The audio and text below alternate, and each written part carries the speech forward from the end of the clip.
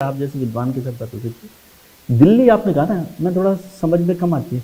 दिल्ली मतलब प्रधानमंत्री या गृह मंत्री? मैं तो अपने आप को कह रहा हूं, आप गृह मंत्री प्रधानमंत्री मैं पूरी बात बता दूं, मैं पूरी बात बता दूं। मैंने उनसे कहा मैं किसी हद तक जाऊंगा, आप अपने फैसले पर कायम रहिएगा। अब वहां से निकलने के बाद क्या हुआ मैं नहीं जानता। पूरे दिन मुझको लूप से बाहर कर दिया गया। जाहिर है गुजराल साहब ने दिल्ली बताया होगा कि आरिफ ने तो यहां उल्टी बात कर दी। मुझे अब कुछ नहीं पता।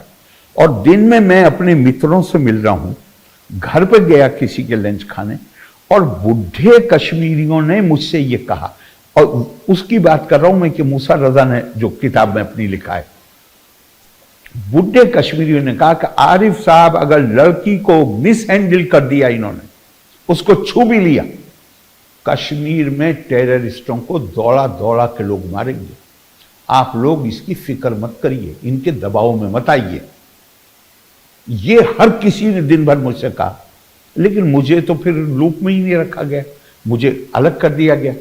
और उससे पहले का जो मैं आपको बता रहा था, जो फारूक साहब ने भी अपनी किताब में लिखा है कि मैंने पहले ही दिन ये मांग की थी कि मुफ्ती साहब को इस मामले में डील नहीं करना चाहिए।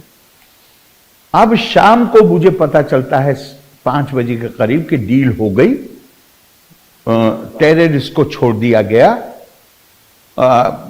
फिर 7 बजे के करीब खबर आई कि अब रुबैया सईद को भी छोड़ दिया गया।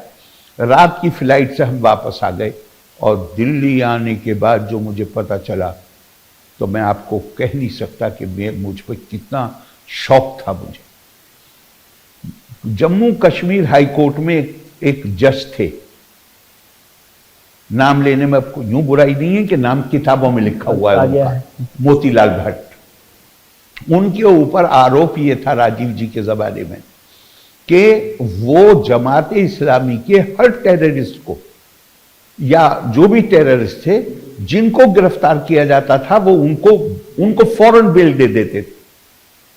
और वो जब आईबी ने शिकायत की, और लोगों ने शिकायत की, तो फिर उनको ट्रांसफर किया गया। और यहां शायद वो जो आपने एक बात कही थी कि कश्मीरी तो हुकूमत कर ही रहे थे, कहीं वही रोल कहीं प्ले किया कि उनको सजा के तौर पे जम्मू कश्मीर छोटी स्टेट के हाई कोर्ट से इलाहाबाद हाई कोर्ट ट्रांसफर किया गया। अब आने के बाद मुझे पता चला, और मुलाकात हुई वहीं, और उसके बाद लोगों ने बताया कि यही असल आदमी है। पता चला कि जिस दिन रुबैया सईद की किडनैपिंग हुई थी, उसी दिन से मोतीलाल भट्ट मुफ्ती साहब के घर में ही गेस्ट रूम में रह रहे थे। और वही सारे वो जो अब एक डॉक्टर गुरु थे, एक कोई जो बहुत प्रोमिनेंट सपोर्टर थे इनके, लेकिन टेररिस्ट नहीं थे, उनके सपोर्टर थे टेररिस्ट के, लेकिन वो प्रोफेशनल थे। उनसे और जमात इस्लामी की लीडरशिप से ये कांटेक्ट में है, और बीच में श्रीनगर भी जाते हैं और शाम को लौट के आ जाते हैं मुफ्ती साहब के घर।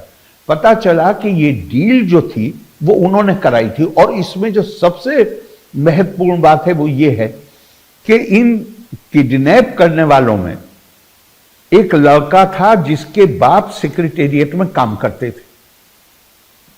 उसके बाप के जरिए मूसा रजा साहब इन लोगों से बात कर रहे थे, और बाप ने आज मूसा रजा साहब को मिसाल के तौर पर आज एश्योर किया कि कल दोपहर तक लड़की छूट जाएगी।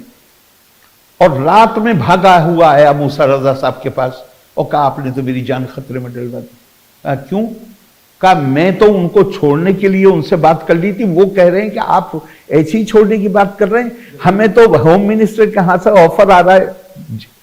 किसके थ्रू आया होगा वो मैंने आपको ऑलरेडी बता दिया। हमें तो ऑफर आ रहा है कि हमारे 5 लोग कल छोड़ दिए जाएंगे या परसों छोड़ दिए जाएंगे। तो ये बड़ी कॉम्प्लेक्स। तो मैं जहां अपने आप को कह रहा हूं वो ये कह रहा हूं कि 1990 में जब ये हुआ, नॉर्मल सर्कमस्टांसेस होते, मुझे उस सरकार में नहीं रहना चाहिए था जिसका फैसला मुझे इतना बुरा लगा था। मुझे लगा था कि यहां से अब आतंकवाद हमारे काबू में नहीं रहेगा।